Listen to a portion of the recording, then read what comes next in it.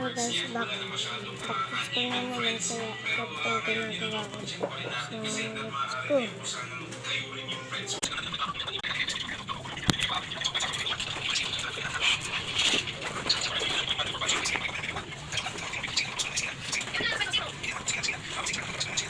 Pagkatapos ito na tulay wala pa naman kasi ito yung activities ng gatagawa pa rin. Ito po yung pipin ako dyan guys at 2050 yung pinagawa sa AP at di pa namin pinapasa. So singapon guys, ito yung photo card ko. So wala ko ID pa mamaya.